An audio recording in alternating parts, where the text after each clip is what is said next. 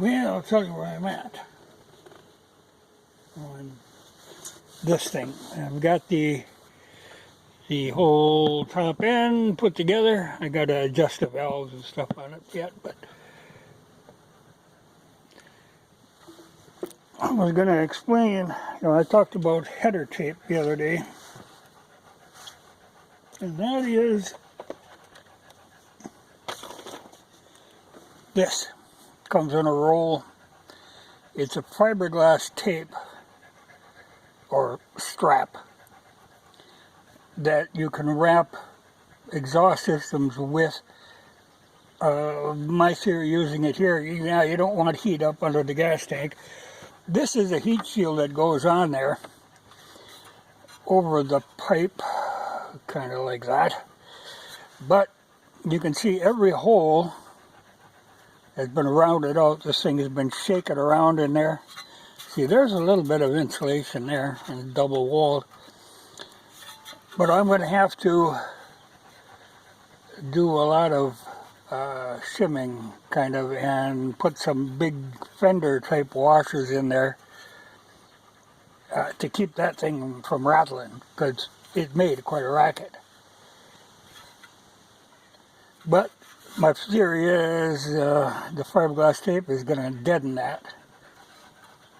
And there's a scientific principle behind wrapping exhaust pipes too.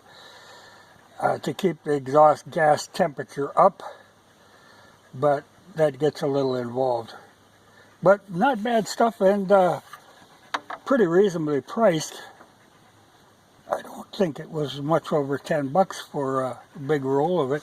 And it comes with some metal sort of zip tie kind of things. So I actually, what I've got left here, I think I'm probably going to do on my XT. Because that particular exhaust is out where you tend to get burnt on it. So we'll try that. Another thing, I debated for a while what oil to run in this. I got the feeling he was running like a Haviland 1040 or kind of whatever he had on hand. Well, the small tool does make an ATV oil. So I dumped that in there, and it doesn't say synthetic, it says mineral. I'm not fond of multi-weights in the first place, and I'm not fond of synthetics. But we'll try this. Made in France of all places, not where I usually go for my oil. But they make a lot of oil for like your adventure bikes, and I think it's a high-end oil, though it has gotten to be, this was like $9 a quart. Well, my regular Castrol 30 weight cost me $9 a quart now, so I guess it doesn't really matter. We'll try it. It's made for ATVs, but they like to make specialty oils. And the other holdup, I mentioned that this was held together with a bunch of these little plastic ribbity kind of things that expand and lock things in. Well, they all kind of broke apart when I took them out. So I sent for a set. Evidently this is a thing they do now. Use these on everything. And these appear to be the right size. You put it in there, you punch that center down, it expands and locks it. Though I think, even this type that's got the kind of scalloped edges would work.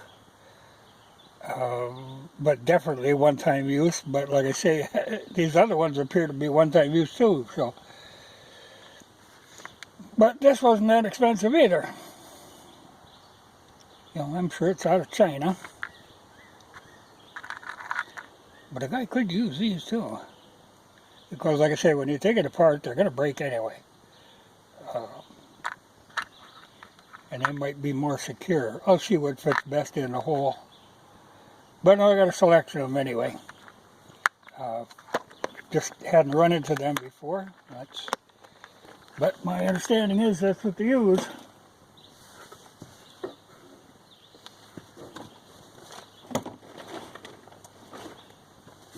Yeah, I've got to show one other thing.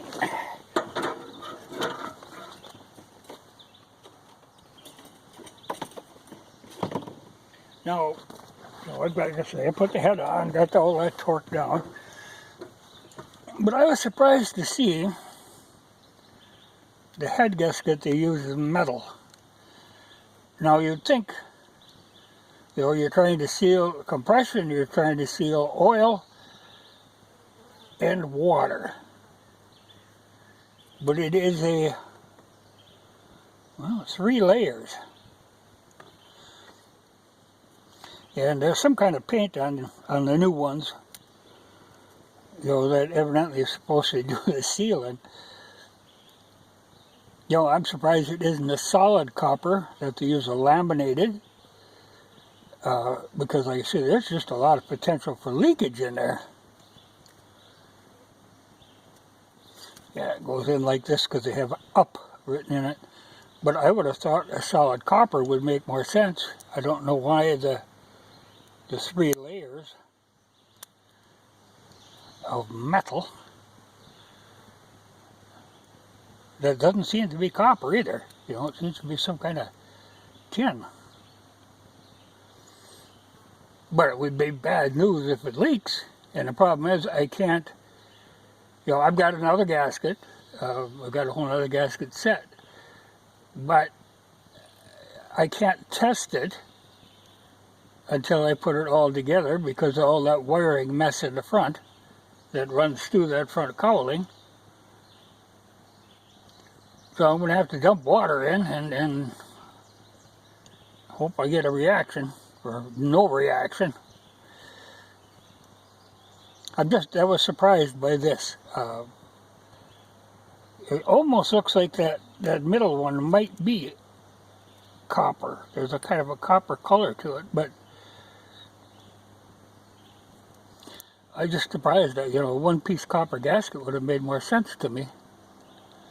But I'm sure there's some theory behind this. But, pretty vital part and a real nuisance to have to change if it should go bad. It was no fun fighting with the timing chain to do with that cam with the weird deal that adjusts the compression until it gets running. It lowers the compression. It's kind of weird. But it worked. I'm convinced I have it where it's supposed to be. But juggling all that stuff and trying to keep the cam chain from falling off the lower sprocket at the same time was a little tricky, but I got her in there. But not as straightforward as my 500s are. I mean, as you can see the development of the motor. I am curious as to why this head, it's a 5-valve head, but on the top of the head they actually have a motor mount that doesn't mount to anything. It's like this head was designed that it could be used in something else, but I don't know that they made a 660 motorcycle.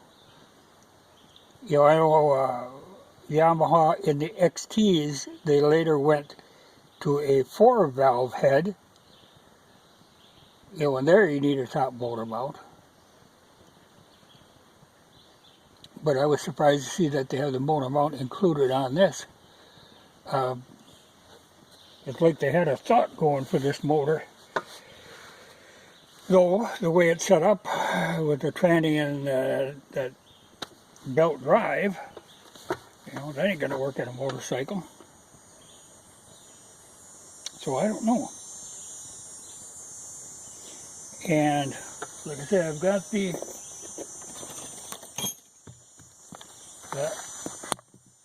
Haynes manual. Well, you start working with these, it doesn't cover just one model, it covers a hell of a lot of them. And so I have now learned more about the other ones, and it appears that the 600 is actually air-cooled, which I think if I had a choice between air and water-cooled, just for the maintenance part, the air-cooled would make more sense. These are not the best manuals in the world. Even where it tells you, you're taking everything apart, and then to put it back together, it says just to reverse the procedure. Well, yeah, that's kind of a... I mean, there's better ways to do that. A good shop manual is step by step.